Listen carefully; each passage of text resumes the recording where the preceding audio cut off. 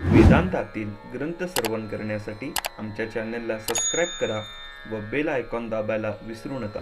दुसऱ्या तरंगातला शेवटचा मुद्दा आहे.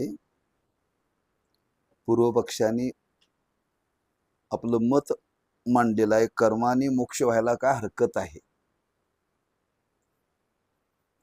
सिद्धांत आहे ज्ञानाने मोक्ष होतो. तो त्यांनी आपलं मत मांडलं, कर्माने सुद्धा मोक्ष होऊ शकतो. आणि कर्माने मोक्षाचं सिद्ध होत असेल तर ज्ञानाची गरजच नाही. ज्ञानाची गरज नाही तर हे श्रवण करण्याची गरज नाही ना. प्रत्येक जण जीवनामध्ये आपण कर्म करतो, त्या कर्माच्या द्वारे त्याला मोक्ष प्राप्त करता येईल असं त्याला मत आपलं मांडायचं आहे. आणि ते मांडत असताना त्यांनी मत मांडलेलं आहे. त्या मताचं सिद्धांत मताने खंडन करतात. खरंच कर्माने मोक्ष होऊ शकतो का? कर्माने मोक्ष होऊ शकत नाही. का होऊ शकत नाही त्याचं त्यांनी खंडन केलेलं आहे. कारण त्यांनी 3 मुद्दे त्याच्यामध्ये उपस्थित केलेले आहेत. एक, नैमित्तिक कर्म आणि काम्य कर्म, प्रायश्चित कर्म, निषिद्ध कर्म. त्याच्यामध्ये पहिला विचार त्यांनी मांडलेला आहे की मुमुक्षुने निषिद्ध व काम्य कर्माचा परित्याग करून नित्य नैमित्तिक आणि प्रायश्चित कर्मे करावीत असं त्यांनी मत मांडलेलं आहे. त्यांनी मत मांडलेलं आहे. वास्तविक मुमुक्षूच्या जीवनामध्ये निषिद्ध कर्म घडतच नाहीत आणि तो काम्य कर्म करण्याकरता प्रवृत्त होतच नाही. का? त्याला मोक्षाची इच्छा आहे. आणि मोक्षाची ज्याला इच्छा आहे तो काम्य करण्याकरता कशाला प्रवृत्त होईल? त्यानं करू नये त्याला सांगायची गरजच नाही ना.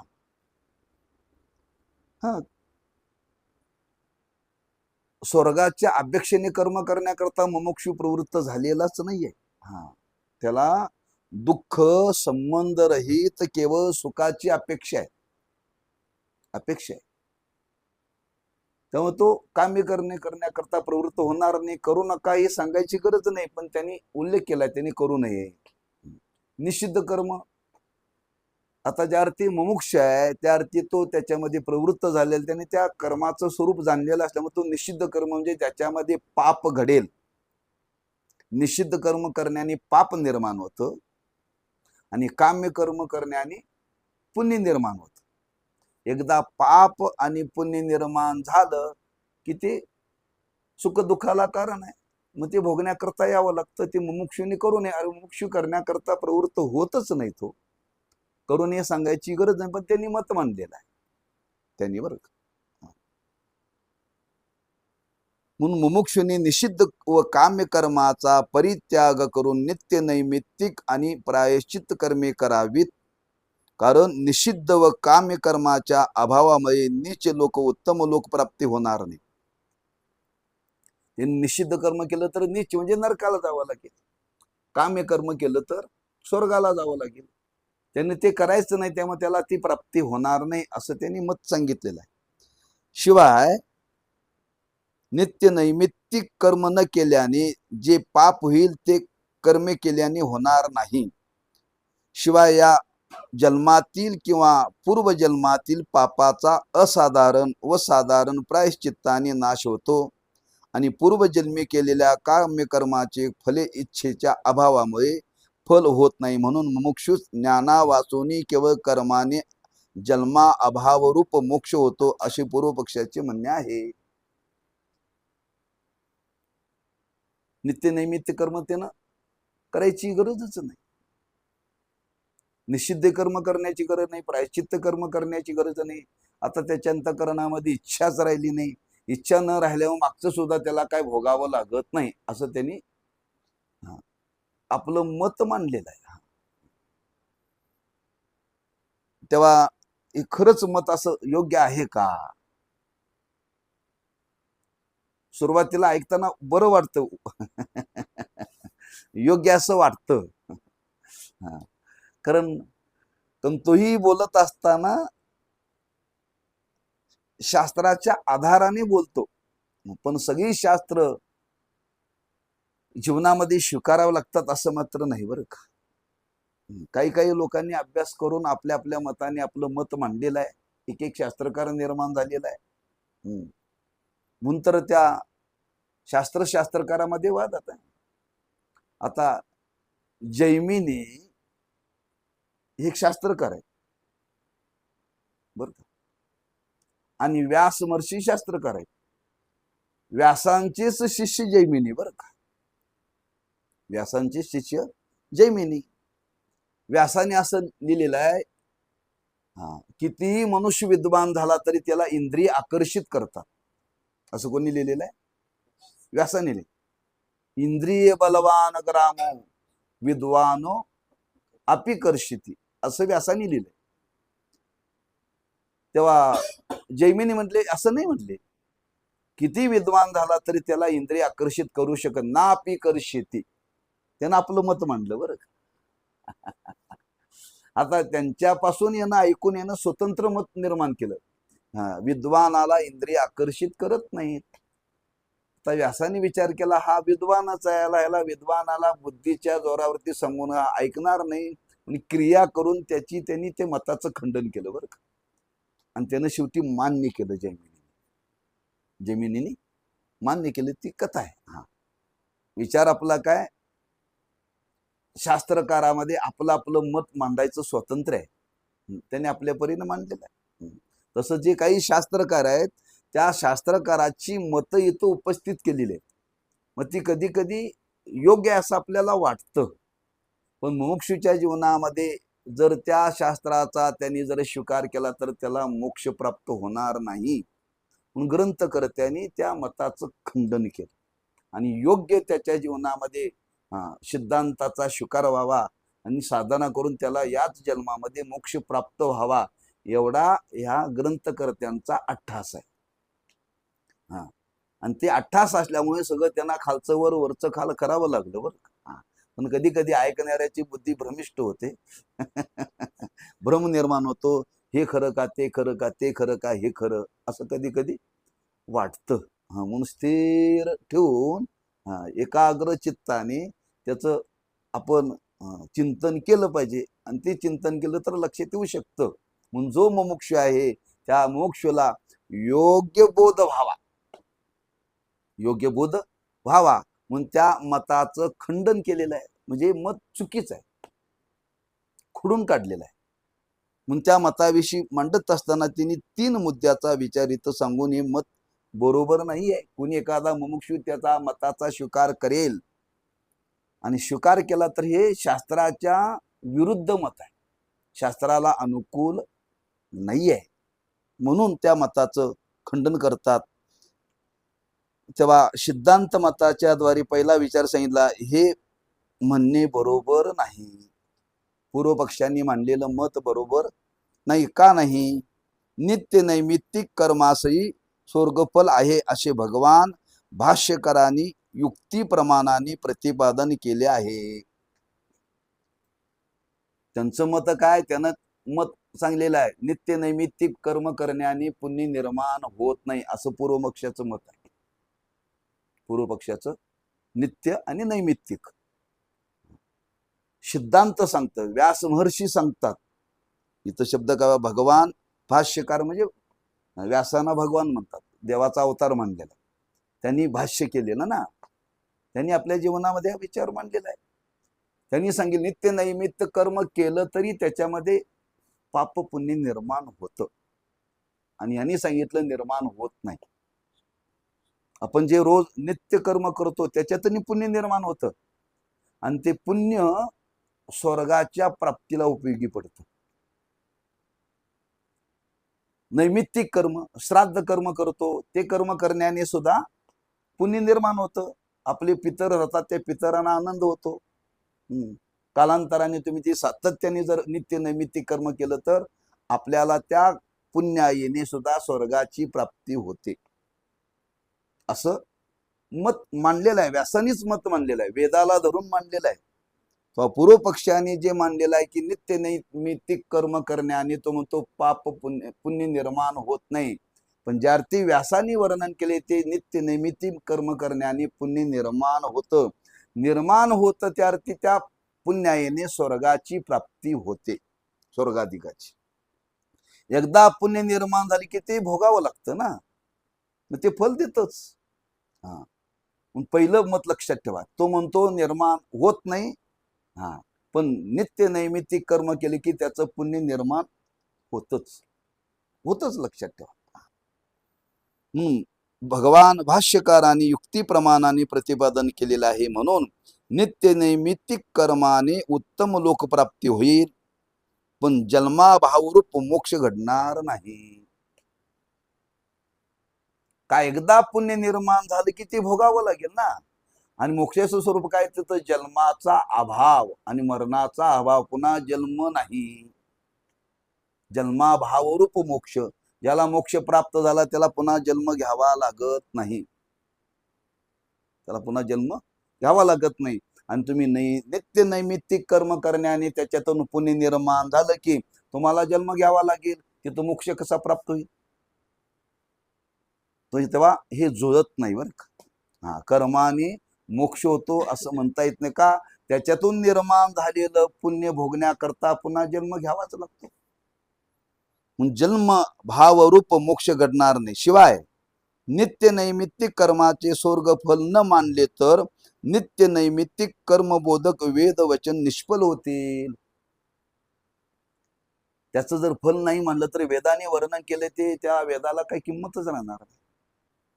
आणि सगळा व्यवहार वेदाच्या वचनावरती चाललेला आहे, वेद वचनावरती चाललेला आहे. संपूर्ण विश्वाची व्यवस्था लावण्याकरताच वेद प्रकट झाले. अवतार आहे देवाचा तो ना, संपूर्ण व्यवस्था लावण्याकरताच बरं का. हा, कर्मसंगती लावण्याकरता वेदांनी ती सगळी जगाच्या समोर ती प्रगट केलेलं आहे. आणि जे वेदांनी सांगितलंय त्या वेदाच्या विरुद्ध घडत असेल तर वेदाला किंमत राहणार नाही. म्हणून वेद वचन निष्फल होईल. मग वेदाचं मानायचं का तुमचं मानायचं?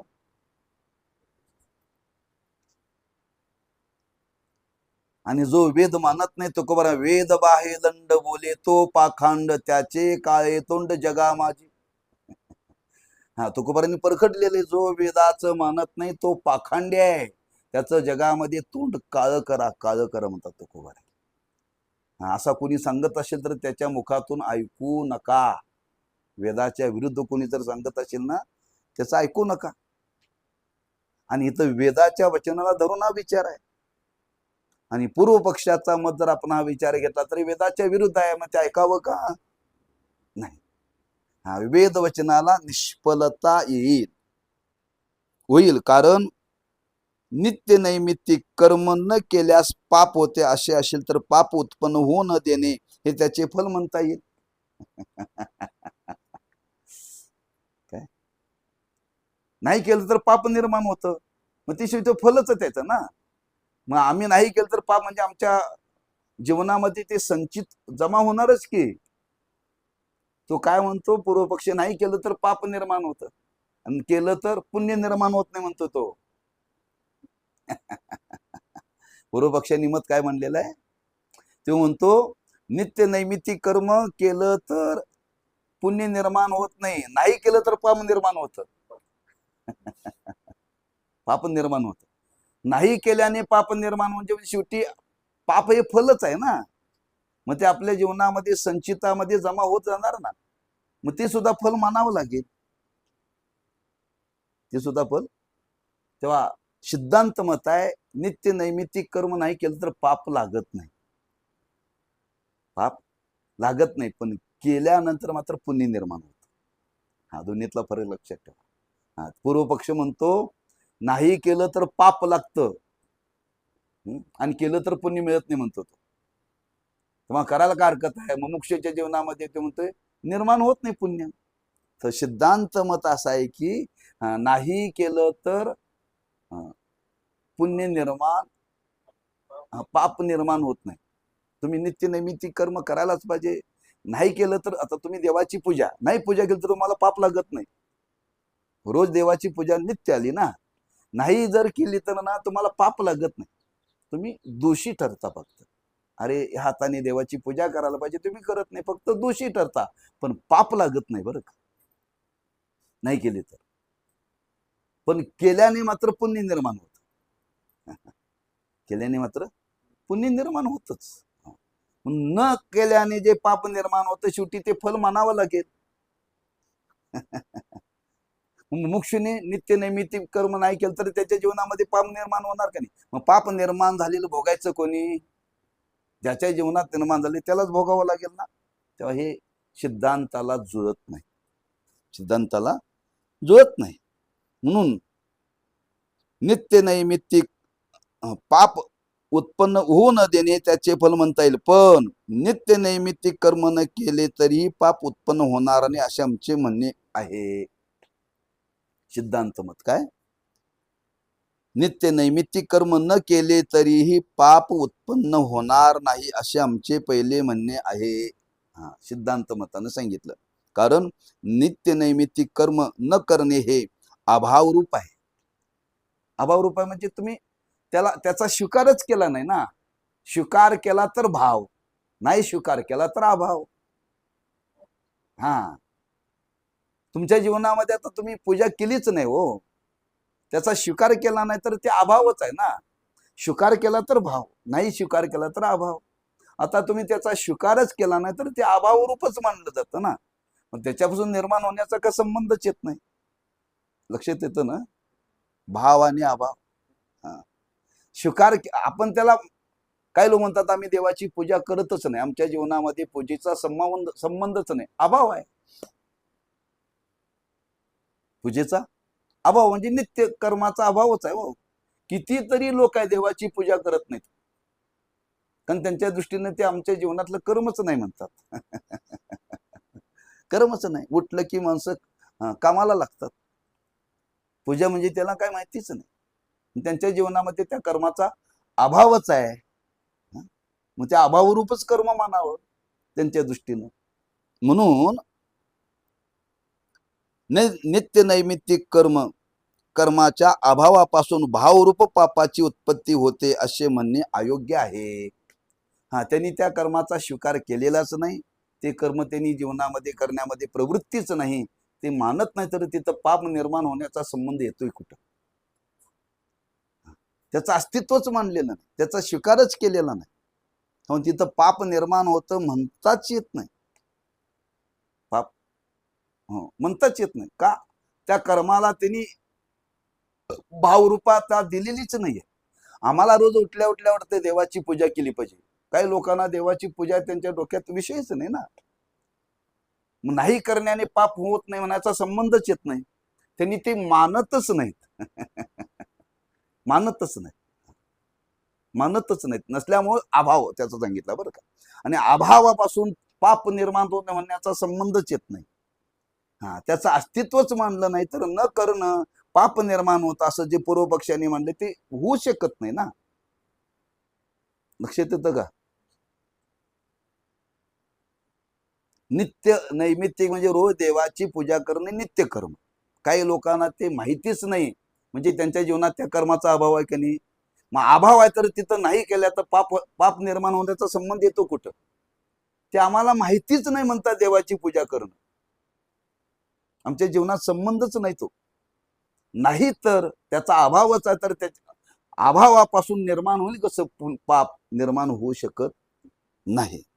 म्हणून नित्य नैमित्तिक कर्माच्या अभावापासून भावरूप पापाची उत्पत्ती होते असे म्हणणे अयोग्य आहे. अभाव कोणत्याही कार्यास उपादान रूपाने कारण होत नाही. म्हणून कर्माचा अभाव भावरूप पापाच्या उत्पत्तीला हेतू नाही. जर कर्मभावापासून भावरूप पापाची उत्पत्ती मानली तर भगवंतांनी वर्णन केले नासतो विद्यते भाव. दुसऱ्या अध्यायामध्ये या भगवंताच्या सांगण्याला आणि श्रुतीने वर्णन केले. कथम सत सज्जायते या श्रुती वाक्याशी विरोध येईल. म्हणून नित्य नैमित्तिक कर्म भावापासून भावरूप पापाची उत्पत्ती होत नाही. या प्रकाराने नित्य नैमित्तिक कर्माचे स्वर्गफल अवश्य स्वीकारले पाहिजे. जन्मभावारूप मोक्ष मात्र घडणार नाही. पहिलं एक मताचं खंडन केलं. कुठल्या मताचं खंडन केलं? नित्य नैमित्तिक. त्यांनी काय सांगितलं? नित्य नैमित्तिक कर्म नाही केलं तर पाप लागतं. सिद्धांत मतात आहे नाही केलं तर पाप लागत नाही, लागत नाही. पण ते केल्याने मात्र पुण्य निर्माण होतं आणि ते पुण्य एकदा निर्माण झाले की ते पुण्य आपल्याला स्वर्गाला घेऊन जातं नित्य नैमित्तिक कर्माचं. आणि नित्य नैमित्तिक कर्मापासून निर्माण झालेलं पुण्य जर स्वर्गाधिकाची प्राप्ती करून देत असेल तर मोक्ष कसा त्याला मिळेल?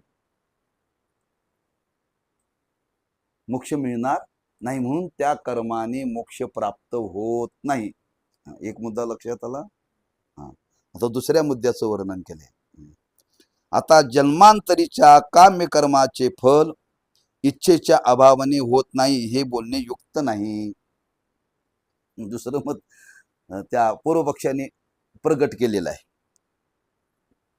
अनेक जन्मामध्ये आपण केलेलं कर्म, बरं का, जन्मांतरीच्या काम्य कर्माचे फल इच्छेच्या अभावाने होत नाही. त्यांनी कर्म केलेलं पण त्याला ते फल प्राप्त होण्याची इच्छा नाही आहे. म्हणजे कर्म केलं पण ह्या कर्मापासून मला हे फल नको आहे आणि फल नको असल्यामुळं त्यांचं मत आहे त्याला ते फल आता मिळणार नाही, असं पूर्वपक्षांनी मत मांडलेलं आहे. अनेक जन्मामध्ये केलेलं कर्म जन्मांतरीच्या काम्य कर्माचे फल. अनेक जन्मामध्ये आपण माणसं इच्छा ठेवून कर्म करतात ना. प्रत्येक मनुष्य इच्छा ठेवून कर्म करतोच. आता सत्यनारायणची पूजा जवळजवळ सगळे लोक करतात का नाही? हे काम्य कर्मच आहे. हे काम्य कर्मच आहे. मग अनेक जन्मामध्ये असं तुम्ही कर्म करत आलेलं ते पुण्य आहे का नाही? पण तो काय म्हणतो, आता ते पुण्य निर्माण झालंय पण आता मुमुक्षुला त्या फलाची इच्छा नाही. यांनी कर्म केलं काम्य कर्म अनेक जन्मामध्ये केलं पण त्याला त्या फलापासून इच्छा नाही आहे, मला हे नको आहे असं पूर्वपक्ष म्हणतो. पण शास्त्र म्हणतं एकदा कर्म केले की तुमची इच्छा असो अगोर नसो ते भोगावं लागतं. म्हणजे अनुभवाला आणि सिद्धांताला मत जुळत नाही. तो म्हणतो काम्य कर्म केलं पण आता मला ते फल नको. तुम्ही दिवसभर काम केलं आणि संध्याकाळी म्हणले मला पगार नको, पगार नको, असं घडू शकते का? घडू शकत नाही. कारण एकदा कर्म केलं की त्याचं फळ तुम्ही इच्छा होतेच माणसाला, तू सोडू शकत नाही. म्हणून कर्माच्या बाबतीत असं वर्णन केलं की काही मुमुक्ष आहेत ते करतात पण त्यांनी ते करून त्यांना त्या फलाची इच्छा नाही. पण कर्म केलं की त्याचं पुण्य मात्र आपल्या खात्यावरती जमा होतं. म्हणून तुम्ही सांगताय मत सिद्धांताच्या दृष्टीनं जुळत नाही. जन्मांतरीच्या काम्य कर्माचे फल इच्छेच्या अभावाने होत नाही हे बोलणे युक्त नाही. कारण कर्मबीजापासून दोन अंकुर उत्पन्न होतात. एक अंकुर तत्सदृश्य कर्म करण्याची वासना आणि दुसरा अंकुर पाप पुण्यरूप अदृष्ट. एकदा कर्म केलं त्याच्यातून दोन अंकुर जन्माला येतात. एक वासना निर्माण होते आणि एकदा पाप पुण्य जमा होत. कर्म केलं ना, कर्माचा स्वभावच आहे. तुम्ही जे कर्म कराल त्या कर्मापासून काहीतरी पुन्हा इच्छा निर्माण होते ती वासनेच्या रूपाने. आणि एकदा कर्म केले की त्याच्यातून पाप आणि पुण्य अदृष्ट रूपाने ते जमा होतं. हा कर्माचा सिद्धांत आहे. कोणालाही बदलता येत नाही, कोणालाही बदलता येत नाही. एकदा तुम्ही कर्म केलं हे दोन अंकुर त्याच्यामध्ये निर्माण होतातच. तत्सदृश्य वासना आणि पाप पुण्यात्मक अदृष्ट फल हे निर्माण होतच. कोणी असो हे निर्माण होतच, लक्षात ठेवा. तुम्ही एखाद्याला शिवी दिली, एखाद्याला शिवी दिली तुम्ही, समोरच्या माणसाला काय आला? राग आला. आता त्या माणसाला राग आला, तुम्ही शिवी दिल्यानंतर तो आपल्याला आता मारायला येईल का आशीर्वाद द्यायला येईल? मारा येईल. तुम्ही मला मी आता त्याचा मार खाणार नाही. अरे तू ज्या अर्थी त्याला शिवी दिली त्या अर्थी तुम्हाला त्याचा मार खावा लागेल का नाही? हा तुम्ही दिलीच नसते तर मार खाण्याचा संबंध आला नसता. पण एकदा तोंडातून शिवी गेली की तो आपल्याला मारण्याकरता येणार. तसं एकदा कर्म जीवनामध्ये घडलं की त्याप्रमाणे वासना तरी निर्माण होते एक, आणि तत्सदूचे वासना आणि पाप पुण्य निर्माण होतं. हे निर्माण होतच, यात कोणालाही बदल करता येत नाही. म्हणून तर देवाला सांगावं लागलं, काल लाटीचे लिहिले न मोडेगा काही केले, काळे गोरे पण धुतले फिटो नेने. एकदा तुमच्या जीवनामध्ये केलं की त्यात बदल करता येत नाही. बदल करता येत नाही. तुम्ही कामावरती आज गेला नाही, तुमची रजा पडली, रजा पडली. फोन करून सांगितलं मी येत नाही तरी रजा पडलीच, आणि न सांगता राहिला तरी रजा पडली. मग महिन्याला तुमचे किती रजा पडले तेवढा पगार कट होतोय ना. बरोबर आहे, असंच आहे ना. हा, तुम्ही गेला नाही की ते तुमचं त्याची तुमच्या नावाने ते कर्मच आहे ना. शेवटी ते कर्मच आहे. हा, मग असं कर्मापासून एक तत्सादृश्य वासना निर्माण होते. त्याप्रमाणे काहीतरी दुसरं कर्म करावं अशी इच्छा निर्माण होते आणि पाप पुण्य निर्माण होतं. असे दोन अंकुर शास्त्रामध्ये सांगितले. एक अंकुर तत्सदृश्य कर्म करण्याची वासना, दुसरा अंकुर पाप पुण्यरूप अदृष्ट. शुभ वासनेपासून किंवा अशुभ वासनेपासून शुभ किंवा अशुभ कर्माची ठिकाणी प्रवृत्ती. हा, तुम्ही शुभ कर्म केलं तर शुभ इच्छा निर्माण होते, अशुभ कर्म केलं तर अशुभ इच्छा निर्माण होते. हा, एक. आणि धर्माधर्मापासून सुख दुःखाचा भोग होतो. जे पाप पुण्य निर्माण झालं, पाप केला असेल तर दुःख आणि पुण्य केलं असेल तर सुख हे निर्माण होतच. शुभ कर्म केलं तर त्याप्रमाणे काहीतरी शुभ वासना निर्माण होते, अशुभ कर्म केलं तर अशुभ वासना निर्माण होते. आणि जे पाप पुण्य निर्माण झालेले त्याच्यापासून एक पापापासून दुःख होतं आणि पुण्यापासून सुख होतं. त्यात अशुभ वासना अंकुर असेल तर त्याचा सत्संगादी उपायाने नाश होईल. तुमच्या जीवनामध्ये एखादी अशुभ वासना निर्माण झालेली असेल तर ती निवृत्त करता येते सत्संगतीने. चांगलं कर्म करण्याने, चांगल्यांच्या संगतीत गेल्याने ते नाश होईल. त्याचा सत्संगादी उपायाने नाश होईल. आणि शुभ वासना अंकुर असेल तर तो दृढ होईल. म्हणजे वाईट कर्म तुम्हाला एखाद्याच्या संगतीमध्ये अशुभ वासना निवृत्त करता येते, पण शुभ वासना निर्माण झालेली ती मात्र दृढ होत जाते. एका वासनेचा उपायाने निवृत्ती करता येते, पण चांगली वासना जी आहे ती दिवसेंदिवस वाढत जाते, ती दृढच होते. ती निवृत्त आपण केलीच नाही ना. चांगली वासना कशाला माणसं ती निवृत्त करतील? वाईट निर्माण झाली निवृत्त करतात. ती सत्संगादी उपायाने निवृत्त होता येते. वाईट काही वासना निर्माण झाली तर उपायाने निवृत्त करता येते. पण शुभ वासना ती आपण जीवनामध्ये जाणीवपूर्वक केलेली आहे, ती दिवसेंदिवस दृढ होत जाते. म्हणून पुरुषाच्या इच्छेने आणि साधन सामुग्रीने दुष्ट प्रवृत्तीचा हेतू जी दुष्ट वासना तिचा नाश होतो. यावरून तितक्या अंशामध्ये पुरुष प्रयत्न सफल आहे. अशुभ वासना निवृत्त करण्याकरता प्रयत्न पुरुषाचा सफल आहे, तो वाया जात नाही. म्हणून अशुभ वासना जर निर्माण झाली तर चांगलं कर्म सत्संगामध्ये जाऊन ते निवृत्त करता ते माणसाने प्रयत्न करावा. त्याला यश आहे, ते सफल होतं. यावरून सफल आहे. परंतु भोग देण्यास बलवत्तर हेतू जे धर्माधर्मरूप अदृष्ट त्याची फल भोगा वाचून कर्माचरणाने किंवा इच्छेच्या अभावाने निवृत्ती होणार नाही. शुभ वासना निर्माण झाली ते आपल्या जीवनामध्ये राहणार. पाप पुण्य केलं ते भोगावं लागणार. आणि तुमची इच्छा नसली तर ते आता भोगावं लागणार. त्याच्यात काय आता बदल करता येत नाही. म्हणून श्री गुरु साखरे महाराज विनोदानिक दृष्टांत सांगायचे बरं. हा, एकदा तुम्ही ते कर्म केलं ना, इच्छा नसली तरी ते आता भोगावं लागतं.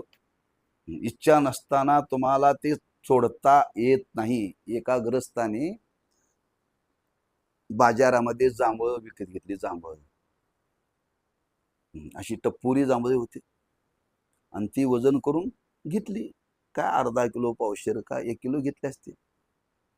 आता ते जांभळ घेऊन आला आणि तो ग्रस्त एक ठिकाणी खात बसला. पण योग असा, त्या जांभळामध्ये त्या जांभळाच्या आकाराचा भुंगा आलता. तो जांभळासारखा दिसत होता बरं का, आणि तो वजन करताना त्या वजनात आला तो. आणि या खाणाऱ्याच्या तोंडामध्ये ते जांभळ म्हणून ते तोंडात त्यांनी घातलं. तोंडात गेल्यानंतर ते चिर वाजलं हो. तो खाणार काय म्हटला, चू करके ची कर तोल में आ गया. तो खाणार काय म्हणला, आता तू ची कर चूर कर, म्हणतो तू वजनात आलास, मी तुला आता सोडणार नाही. आता एकदा वजनात आलं, तुला मी विकत घेतलंय, त्या जांभळाबरोबर जांभळ म्हणून विकत घेतलंय. तू चू कर ची कर, मी तुला आता सोडणार नाही. एकदा वजनात आला ना, तसं एकदा कर्म केले ना, चू कर ची कर, ते भोगावंच लागतं. काय वजनात आलेला माणूस जर त्याचा भोंग्याला सोडत नाही, तसा एकदा आपण जर कर्म केलं ना, ते चू करा ची करा, रडा ओरडा काही करा, ते तुम्हाला आता भोगावंच लागेल. नियमच आहे कर्माचा. हा, इच्छा नसताना सुद्धा, इच्छा नसताना सुद्धा. का त्या भोंग्याला काय त्या तोंडात जाऊन मरायची इच्छा होती का? तुम्हाला मी तुला वजनात घेतले, मी सोडणार नाही. तसं आपल्याला इच्छा नाही, पण कर्म केले ना, ते भोगावंच लागेल. म्हणून इच्छेच्या अभावाने निवृत्ती होणार नाही. म्हणून प्रारब्धातील शुभाशुभ कर्मामध्ये प्रवृत्ती उत्पन्न करणारा संस्कार हा जो एक अंश आहे, तितक्या अंशात पुरुष प्रयत्न सफल आहे. म्हणजे शुभ अशुभ वासना सत्संगतीने निवृत्त करता येते. एक निवृत्त करण्याकरता आपला प्रयत्न सफल आहे, एक अंश. आणि धर्माधर्म रूप दुसऱ्या अंशात पुरुष प्रयत्न व्यर्थ आहेत. तिथं आपल्याला काही करता येत नाही, भोगावंच लागतं. भोगतो नगडे संचिता वाचोनी, करावे ते मनी कोणालाही नाकारता येत नाही. जरी ब्रह्मदेव झाला तरी त्याला नाकारता येत नाही, ते भोगावंच लागतं. मौलींनी वर्णन केले, रोग का रोगिया, दरिद्र का दरिद्रिया, परी भोगवी जे बळीया अदृष्टे जेणे. रोगी माणसाला रोग आवडतो, पण भोगावा लागतो का? आपला अदृष्ट आहे. दरिद्री माणसाला दारिद्र्य आवडतं, पण भोगावं लागतं का? प्रारब्धाचा संबंध आहे. प्रारब्धाने रोग आलाय, प्रारब्धाने दारिद्र्य आले. तुम्ही नाही म्हटलं तरी बळीया भोगवी जे अदृष्टे जेणे. इच्छा नसताना सुद्धा रोग भोगावा लागतो, इच्छा नसताना सुद्धा दारिद्र्य भोगावं लागतं का? आपल्या प्रारब्धानुसार आले, ते नाकारता येत नाही. असा सिद्धांतच आहे. आणि सिद्धांत निर्माण करणारा कोणी सोम्या गोम्या नाहीये. त्या ईश्वरानेच ही नियमावली निर्माण केली हो. त्यात कोणाला त्यालाच बदल करता येत नाही ना, त्या बदल करता येतो. प्रभू रामचंद्र म्हणजे बोलिला वाल्मिक तैसाची, करीन वर्तोनी दावीन नामा म्हणे. लक्ष्मणाने विचारलं, प्रभू हे असं करण्यापेक्षा असं केलं तर ते म्हणजे वाल्मिकीने लिहिले ना, तसं मला आता करावंच लागेल. जर देवाला बदल करता येईल, जीवाला बदल करता येईल का? कर्तुम अकर्तुम शक्ती होती की नाही देवाजवळ, पण देव म्हटले जसं लिहिलंय तसंच मी आता वागणार. म्हणजे ईश्वराला सुद्धा ते सुटलं नाहीये. हा, बरेच लक्ष्मणाने प्रश्न उपस्थित केले ना देवा, प्रभू यात बदल करायला असं का हरकत आहे? त्या वानराच्या हातून लंका निर्माण करण्यापेक्षा आपण डायरेक्ट लंकेतच जाऊ ना. अहो ते किती दिवस लागले सेतू बांधायला?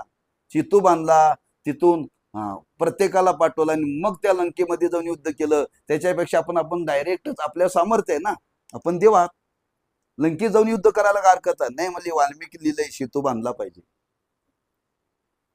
तो वानराच्या हातून बांधला पाहिजे आणि मग त्याच्यावरून आपण गेलं पाहिजे.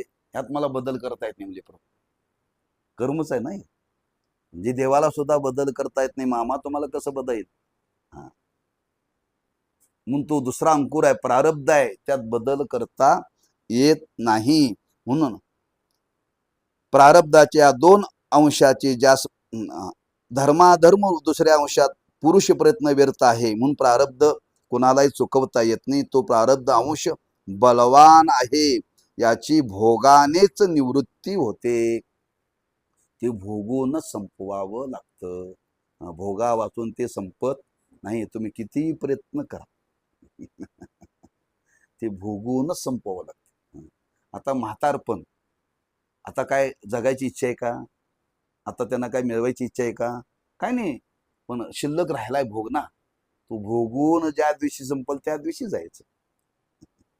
पण ते म्हणतात का देवाने ठेवले मला? भोग आहे तुमचा शिल्लक, भोग आहे ना. आता काय कर्तव्य नाही ना. सगळं झालं त्यांच्या इच्छेप्रमाणे, पण आता आयुष्य शिल्लक राहिले. का राहिलं? भोग आहे. आणि भोग जोपर्यंत संपत नाही तोपर्यंत ते आयुष्य संपत नाही.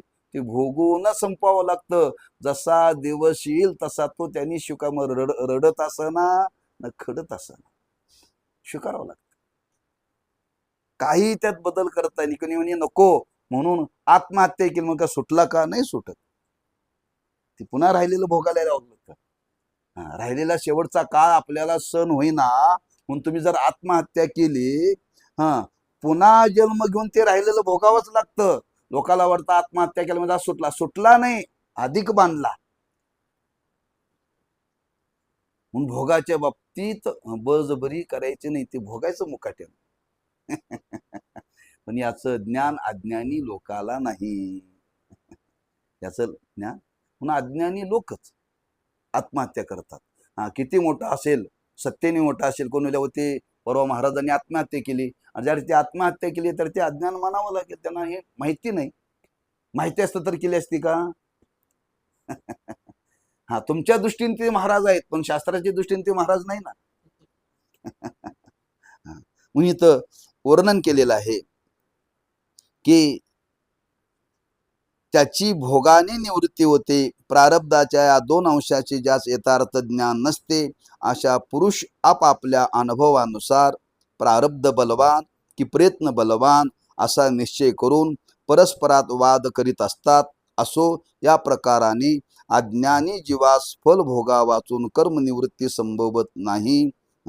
काही लोक बोलत असतात ते असं आहे, हे तसं आहे, पण त्या बोलण्याच्या माग अज्ञान आहे. मग ती वाद घालत बसतात, भांडत बसतात, आणि ते आपल्या बरोबर भांडतात. हो,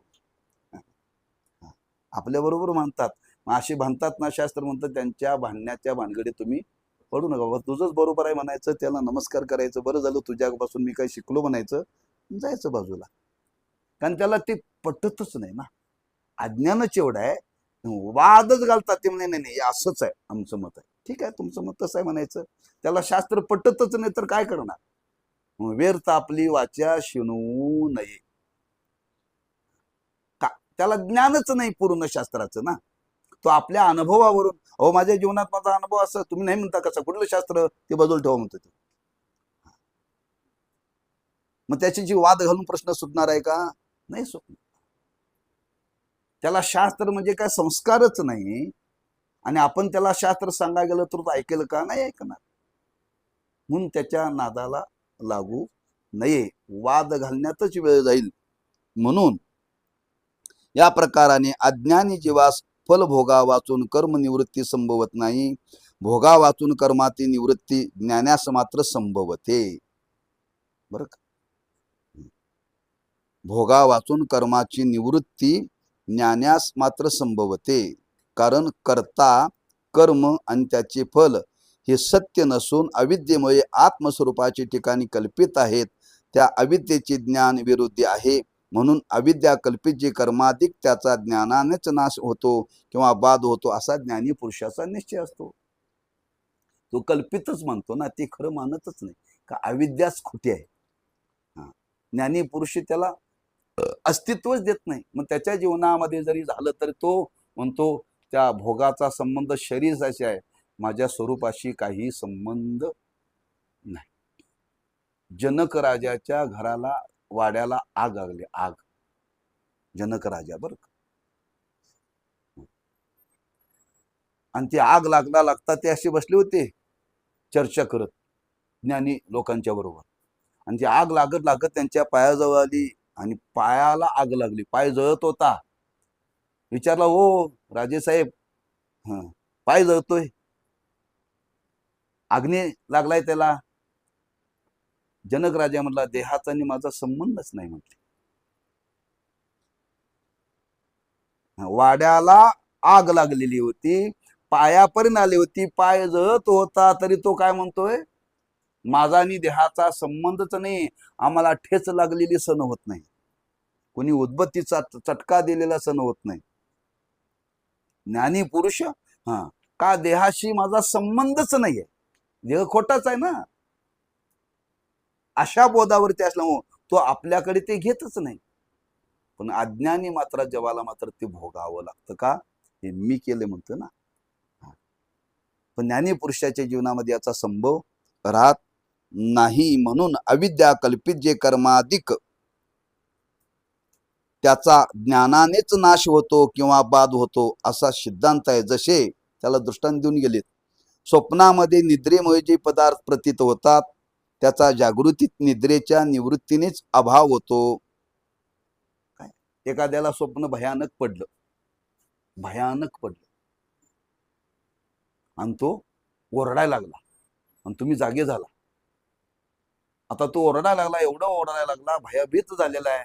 हा, आता त्याला उपाय काय, काय उतारा टाकायचा, त्या डॉक्टरला बोलवायचं, त्याला जाग करणं हा एकच उपाय. आणि त्याला जाग केल्यानंतर का का मला उठवलं, अरे तू ओरडालतास, आता मी ओरडालतो, खोटं सांगताय म्हटलं. अरे तुझ्या ओरडण्याने आमची झोप आली, आमचा बीपी वाढला, त्याला काय झालं म्हणून. तो म्हणजे मी ओरडलोच नाही, तुम्ही काहीतरी सांगताय म्हणतोय. का, हा ओरडत होता स्वप्नात, आणि जागृती झाल्यानंतर मी ओरडलोच नाही, ते राहिलं का. हा, मग स्वप्नामध्ये निर्माण झालेलं भय जसं जागृतीने निवृत्त होतं, तसं अविद्येच्या संबंधाने निर्माण झालेलं सुख दुःख अविद्याना ज्ञानानेच निवृत्त होतं. त्याला दुसरं उपाय नाही. म्हणून स्वप्नातल्या भयाला निवृत्त करण्याकरता जागं व्हावं लागतं. तसं आमच्या तुमच्या जीवनामध्ये अज्ञानामुळे घडलेलं जे पाप पुण्य आहे ते घालवण्याकरता ज्ञानच व्हावं लागतं, ज्ञानाशिवाय पर्याय नाही. म्हणून अभाव होतो त्या निद्रेच्या भयतील, आणि मृगजलाचाही बाद होतो. मृगजलाचं म्हणजे आपल्याला कधी कधी उन्हामध्ये पाणी दिसतं, ते पण घालवण्याकरता काय करावं लागत नाही, ते सुद्धा विचाराने आपण तिथं प्रत्यक्ष पाहायला गेलो की खरंच हे पाणी नाहीये, पाणी नाहीये. कधी आपाप सूर्याचा अस्त झाला की ते निवृत्त होतं. म्हणून त्या मृगजलाचं वर्णन केले, उखर भूमीशी प्रखर किरणाचा संबंध आल्यानंतर जे प्रतीतीला येतं त्याला म्हणतात मृगजल. आता मृगजल दिसतंय, सकाळी उठल्या उठल्या दिसतंय, ते मधीच दिसतंय बरं का. जे सकाळी नसतं, जे संध्याकाळी नसतं, ते मधीच असतं, त्यालाच खोटं म्हणतात. हो हा, दोन कालामध्ये प्रतीतीला येत नाही, पण एका कालात प्रतीतीला यायला त्यालाच खोटं म्हणतात. सकाळी दिसत नाही, संध्याकाळी दिसत नाही, का, दुपारीच प्रखर किरण असतात, त्याच काळामध्ये ते दिसतं. मग ते घालवण्याकरता काय त्याला काय अध्ययन करायला पाहिजे, का मंत्र म्हणायला पाहिजेत, का उतारा टाकायला पाहिजे, काय नाही. सूर्यास्त झाला की निघून जातं ते. तसं अज्ञानाच्या पासून निर्माण होणारी सुख दुःख ही ज्ञानानेच निवृत्त होतात. कारण मनुष्य जे कर्म करतो ते अज्ञानामध्येच करतो ना, त्याच्याशी तो बांधला जातो, तादात्म्य निर्माण होतं. म्हणून त्याचा जागृतीत निद्रेच्या निवृत्तीने अभाव होतो आणि मृगजळाचा अभाव होतो. तसे अविद्यारूप निद्रेने करता कर्मफल याचाही ज्ञानरूप जागृतीत अविद्येच्या निवृत्तीने बाध होतो. मी करता नाही, मी भोगता नाही, माझा कर्माचा संबंध नाही, तर फल कुठून येणार, असं ज्ञानाने निश्चय झाला, आपल्याला कळालं. त्यामुळे आता तो त्याच्यामध्ये बांधला जात नाही. म्हणून ते ज्ञानच व्हावं लागतं, ज्ञानाने त्याची निवृत्ती होते.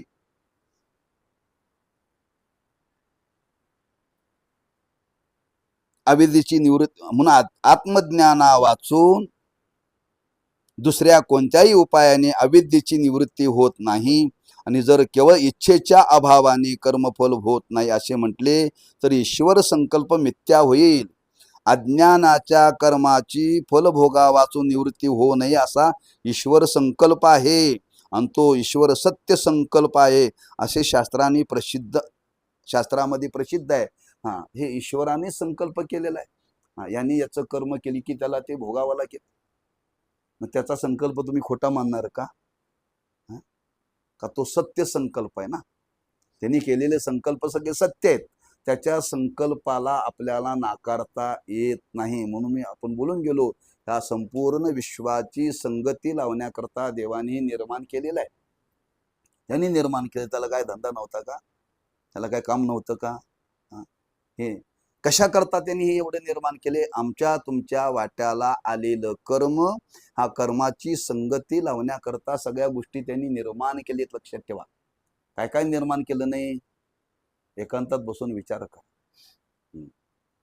सगळ्यांच्या जर दाड्या वाढायला लागल्या तर सगळी भूतासारखी दिसतील. त्यांनी निर्माण केली न्हाव्याची जात.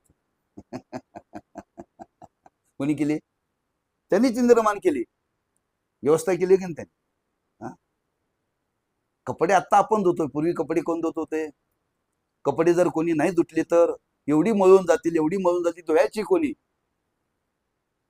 त्याच्याकरता परीट निर्माण केला. कोणी केला? त्यांनीच निर्माण केला. त्याच्या संकल्पातला आहे. शेतकरी निर्माण केला धान्य पिकवण्याकरता, त्यानेच. हे कपडे विणण्याकरता साळी पाहिजे, कोणी निर्माण केला? त्यांनीच केला. त्याचे संकल्प आहे ते. तुम्ही नाकारणार ते? मडकी लागतात, ती मडकी प्रत्येकाच्या जीवनामध्ये पाहिजे. कुंभार नावाची जात नाही, त्याने संकल्प केला. म्हणजे सगळ्या विश्वाची संगती लावण्याकरता ईश्वराने केलेला संकल्प आहे. तुम्ही तो नाकारणार का? नाकारता येत नाही. तो सत्य संकल्प आहे. म्हणून ईश्वर सत्य संकल्प आहे असे शास्त्रामध्ये प्रसिद्ध आहे. म्हणून केवळ इच्छेच्या अभावाने पूर्वजन्मात केलेल्या काम्यकर्माचे फल होणार नाही हे बोलणे अत्यंत विरुद्ध आहे. आता कर्म केले मागच्या जन्मात, मला आता भोगायची इच्छा नाही असं म्हणून चालत नाही. हे अनुभवाच्या विरुद्ध आहे. हे सिद्धांताला जुळणं शक्य नाही. म्हणून पूर्वजन्मात केलेल्या काम्यकर्माचे फल होणार नाही असे बोलणे अत्यंत विरुद्ध आहे. शिवाय केवळ इच्छेच्या अभावानेच काम्यकर्माचे फल कोणास होत नाही असे मानले तर अशुभ कर्माचे दुःख फल कोणास होऊ नये. कारण निषिद्ध कर्माचे फल जे दुःख, त्याची कोणाशी इच्छा नाही आणि दुःख तर होते. म्हणून ज्ञाना वाचून दुसऱ्या कोणत्याही उपायाने कर्मफलाचा अभाव होत नाही. म्हणून वेदांत मतात कर्मानुष्ठानकाली निरीच्छ पुरुषाच्या कर्माचे फल त्यास होत नाही असे मानले आहे. त्याप्रमाणे कर्मानुष्ठानांतरी पुरुषाची इच्छा निवृत्त झाली तर कर्माचे फल होत नाही असे वेदांत रहस्य न जाणता पूर्व पक्षीचे म्हणणे आहे. कारण ते अनुभवाला जुळत नाही. कर्म फलेच्छेरेत होतो, अगर फलेच्छेरेत होवो. कर्म आपल्या फलाचा भोग निश्चित देणारच. फरक इतकाच की इच्छारहित कर्म करणाऱ्यास अंतकरण शुद्धी रूप फल होते आणि इच्छेसहित कर्म करणाऱ्यास केवळ स्वर्गादी भोग हे फळ मिळतात. तुम्ही आता कर्म केलं, तुम्हाला त्याची फलाची इच्छा नाही, पण ते पुण्य ते फल तुम्हाला अंतकरण शुद्धीच्या रूपाने उपयोगी पडतं. बरं का? तुम्ही कर्म केलं आता, पण ती इच्छा मला याच्यापासून काहीही नको, पण ते तुम्हाला फल देतं. कशा करता? अंतकरण शुद्धी करून देतं. पण शेवटी फल देतच का नाही? ते भोगण्याकरता तुम्हाला उपयोगी पडणार नाही. आपण एखाद्याला आम्ही दान देतो, आम्हाला आमचं नावही घेऊ नका आणि पावती देऊ नका. ते दिलं तुम्ही, पण ते अंतकरण शुद्धीला उपयोगी पडतं. बरं का? पावती पाहिजे मला, ते उपयोगी येते. ते तुम्हाला स्वर्गाला नेणारे उपयोगी पडते. म्हणजे फल होतं. इच्छा नसताना तुम्ही एखादं कर्म केलं तर ते अंतकरण शुद्धीला उपयोगी पडतं आणि अपेक्षा ठेवून केलं तरी ते स्वर्गाला उपयोगी पडतं असं शास्त्र आहे. म्हणून मात्र इच्छा न ठेवता कर्म कोणाला करता येत नाही. पण या पद्धतीने मात्र शास्त्राने त्याची संगती लावलेली आहे. कर्माने अंतकरण शुद्ध होऊन श्रवणाधिकाने अपरोक्ष ज्ञान झाले तर त्यास कर्माचे फल होत नाही. तुम्हाला अंतःकरण शुद्धी झाली, आता ते पुण्य निर्माण झालेलं आहे. तुम्ही त्या अंतःकरण शुद्धीतून तुम्हाला वाटलं चला 4 गोष्टी कोणाकडे आपण शास्त्राच्या ऐकाव्यात, श्रवण करावं, मनन करावं, निधिध्यासन करावं, तत्व पदार्थ शोधन करावं, अशी तुम्हाला त्या अंतःकरणा शुद्धीतून इच्छा निर्माण झाली आणि तुम्ही श्रवणामध्ये प्रवृत्त झाला. तर प्रवृत्त झाला तर ते बाकीचं कर्म त्या ज्ञानाच्या साधनाने तुम्हाला अपरोक्ष ज्ञान होईल आणि ते तुमच्या जीवनामध्ये भोग सगळा संपून जाईल. पण असे सगळे प्रवृत्त होत नाहीत ना, सगळे प्रवृत्त होत नाहीत. म्हणून परंतु श्रवणाच्या अभावाने किंवा दुसऱ्या कोणत्याही कारणाने ब्रह्मात्मिक ज्ञान झाले नाही तर त्यास इच्छारहित कर्माचाही स्वर्गादी भोग अवश्य होतोच.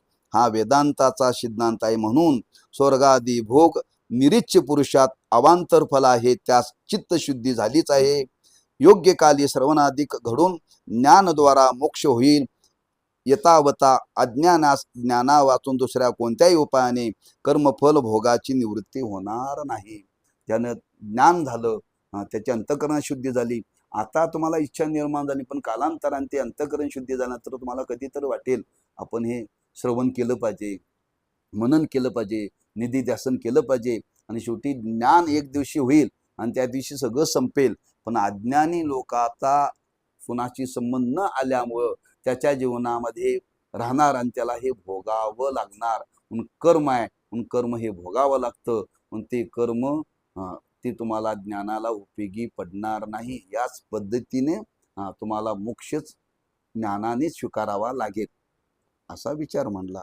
आणि तिसरा विचार म्हणला, आता प्रायश्चित्ताने संपूर्ण पापाचा नाश होतो ही म्हणणे सिद्ध होत नाही. कारण अनंत कल्पाचे जे अनंत पाप त्यात एक जन्मात प्रायश्चित्त संभवत नाही. अनंत जन्म झाले, अनंत जन्मामध्ये आपण काय काय पाप केले काय माहिती आहे आपल्याला, आणि एका प्रायश्चित्ताने ते निवृत्त होईल का? होणं शक्य नाही ना, संभवत नाही. गंगा स्नान, ईश्वर नामोच्चारणादी हे सर्व सर्व पापनाशक साधारण प्रायश्चित्त आहे. तेही अंतःकरण शुद्धीद्वारा ज्ञानाचे साधन आहे, म्हणून त्यास पापनाशक म्हटले आहे. नामस्मरणाने गंगा स्नानाने निवृत्त होतं, पण ते अंतःकरण शुद्धीला उपयोगी पडतं नामस्मरण करण्यात. पण जे भोग बलवत्तर आहेत ते मात्र निवृत्त होत नाहीत.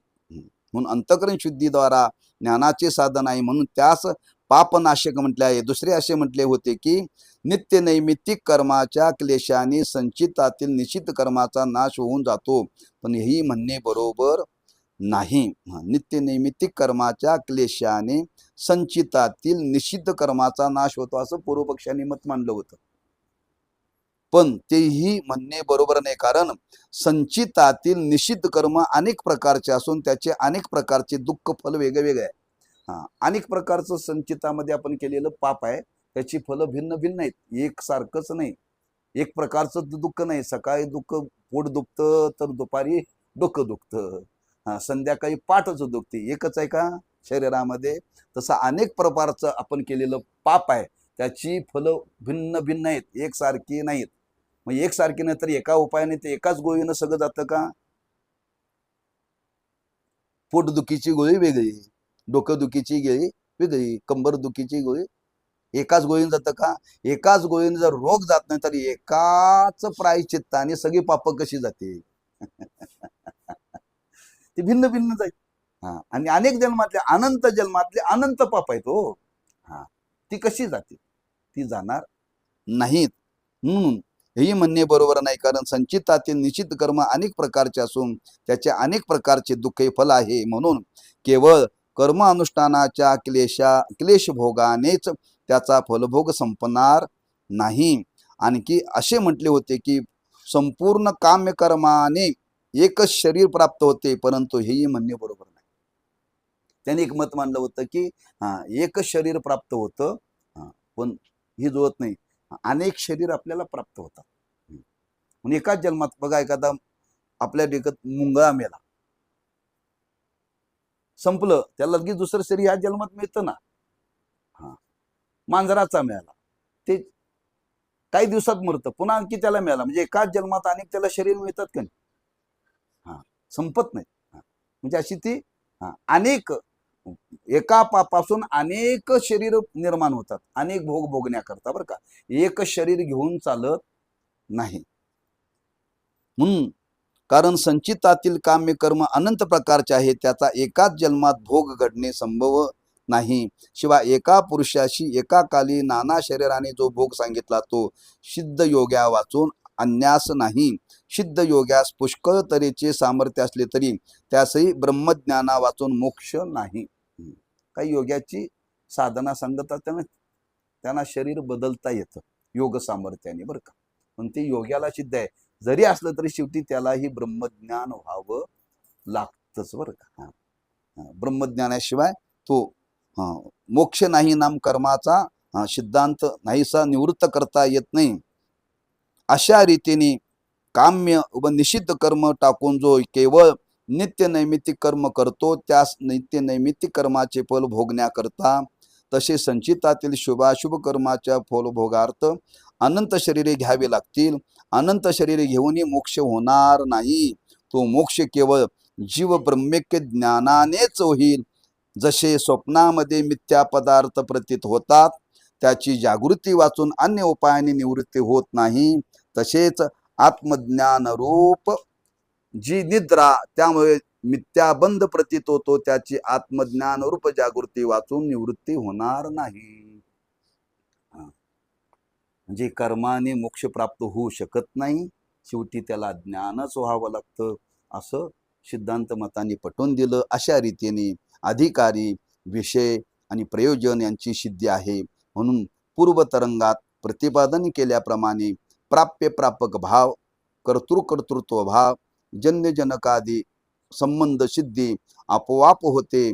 अधिकार्याधिकाची सिद्धी आहे. म्हणून ग्रंथारंभ अवश्य सफल आहे.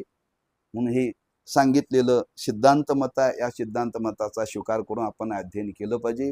पूर्वमक्षाने जरी आपलं मत मांडलेलं असलं तरी ते अनुभवाला जुळत नाही, शास्त्राला जुळत नाही. तेव्हा या सिद्धांत मताप्रमाणे शेवटी आपल्याला मोक्ष प्राप्त होण्याकरता ज्ञानाचीच गरज आहे. ते आपण संपादन केलं पाहिजे. असा या तरंगाचा समारोप झालेला आहे. त्याच्यात काही थोड्याशा शंका समाधानाकरता थोडंसं रहस्य सांगितले, तात्पर्य आहे ते पुढच्या पाठात आपण बघू. कुंडलिक वरदारी विठ्ठल श्री ज्ञानदेव तुकाराम विठ्ठल विठ्ठल विठ्ठल.